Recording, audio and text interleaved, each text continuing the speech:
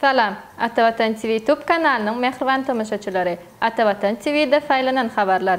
Habermizin 2024 yılın 13. martında qıfanında. Türkmenistan PS altyüv görünüşlü sement öndüren devletlerin hatarına koşular. Ceviz Hukuk Fakültetinde halkara Novruz günü beleniler. Türkmenistan'ın iqtisadiyeti Avstriyada tanıştırıldı. Al-Hilal toporu dünyanın rekordunun yeketek eyefiyalı haberler size yetiriyarı.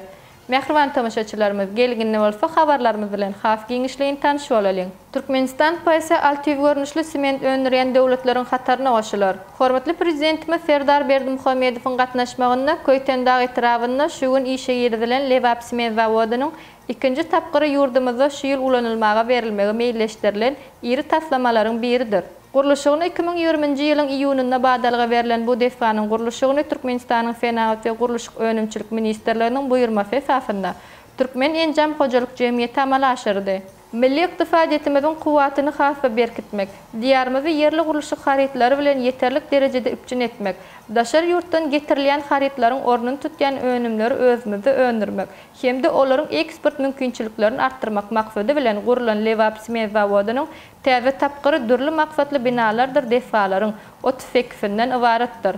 Onun ulanylmaga berilmegi netijesinde karhananyň ýyllyk önümçilik kuwaty 2 million tonna ýeter. Munyň üçin zawodyň yerleşýän ýeri bolan Köýten-Dağ sewitinde çygymaly gorlary näçe diýsen bar. Yeri gelende berlesek zawodyň birinji tapgyrynda işler ýyl-ýyldan kämilleşdirilip, geçen ýylda onuň önümçilik mümkinçiligi 1,1 million tonna ýetirildi.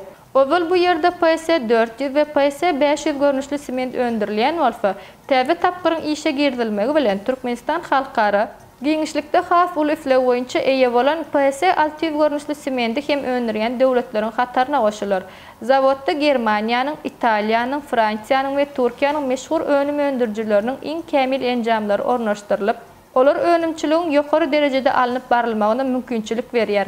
Guruluşyk fenagat üçin gymmatly önüm bolan sement öndürýän täze zawodyň guruluşygyna ekologik howpsuzlyk kadrlary hem gözeňde tutulanlar.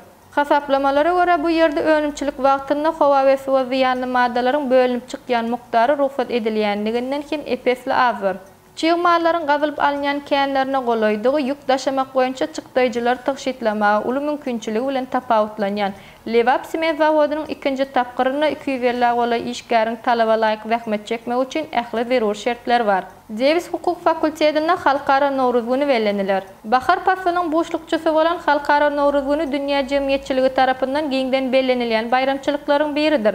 2016-njy ýylyň 30-njy noýabrynda Birleşen Milletler Guramasynyň bilim, ilim we medeniýet boýunça guramasynyň adamzadyň maddi däl medeni mirasynyň sanawyna girdilen.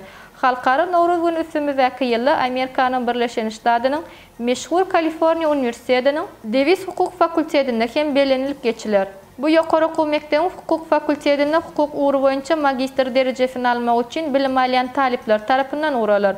Bayramçylygyň guramaçy hökmünde Eýranyň, Özbegistanyň, Gazagystanyň, Owganystanyň, Türkiýanyň we Türkmenistanyň talipleri çykyş edýär. 22 martda geçiriljek bayramçylyk dawarasynda Nowruzyň ähmiýeti açylyp görkeziler. Şolfana Türkmen palawy bilen bir hatarda sewit ýurtlaryň tagamlary hödürlenir. Halkara Nowruz gününiň dawarasy üçin fakültetiň talipleriniň gatnaşmagy üçin fakültetiň dürli ýerlerine çakylyp görnüşindäki afişalar ýerleşdirildi. Türkmenistanyň iqtisadiyeti Avstriyada tanıştırıldı.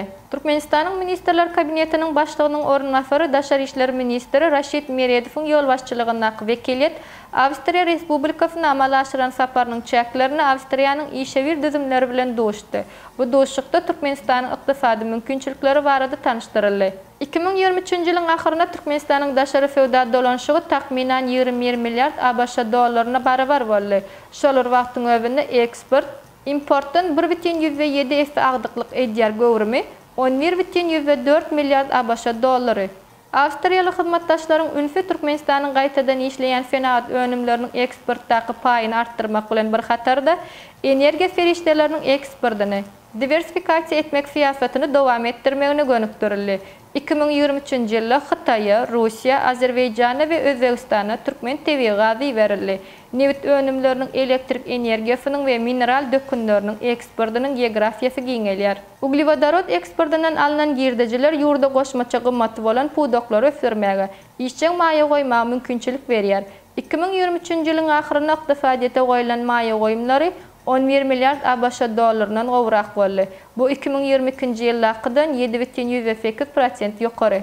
Maýa goýum we iş gurşawyny gowlandyrmak bilen Türkmenistan önümçilik karhanalarına maýa goýumlary görnüşinde daşar ýurt maýa goýumlaryny çekmek üçin şert döredýär. Soňky ýyllarda gaz himiýa puwdagyna şeýle maýa goýum taslamalaryň ençemesi durmuşa geçirildi. Bular amiyat, karbamid, polietilin we sintetik benzin öndürmek üçin täze ösümliklerdir. Al-Hilal topary dünýä rekordynyň ýeketek eýesi. Saudy Arabistanyň Al-Hilal topary taryhy rekordy öwädini ýazdy. Bu topar Aziýanyň Çempionlar Ligasynyň 1-4 finalyna Al-Ittihad toparyny 2-0 hasabyna tutup resmi duşuklardaky basbir 28-nji ýeňişini gazandy. Şeýlelikde Saudy topary resmi duşuklarda ýeňilmezlik oýunlarynyň sanyny 28-e çykaryp dünýä rekordynyň ýeketek eýesi boldy. Mundan awal Saudy topary üýelesiň New Saints toparynyň rekordyny gaýtalady. New Saints topary 2017-nji ýylda Ivliwne 27 oýunda ýeňiş gazanyp Ajax'yň 44 ýyllyk rekordyny täzelepdi.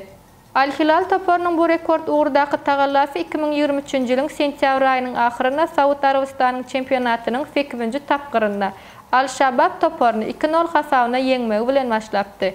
Al-Hilal toparynyň dözüminde meşhur futbolçylaryň bir näçesi çykyş edýär.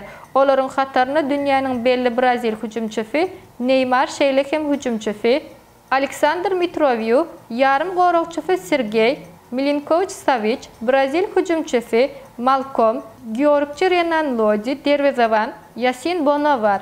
Portugal tälimçisi Jose Jesus-nyň şagirdleri Saudy Arabistanyň çempionatynyň 23-nji tapgyryndan soňra 65 utuk jemläp 1-nji oruna barýar. Hormatly tamaşaçylarymyz, faýlanan habarlarda size ýetirmek isleýän habarlarymyz şulardan ibaret.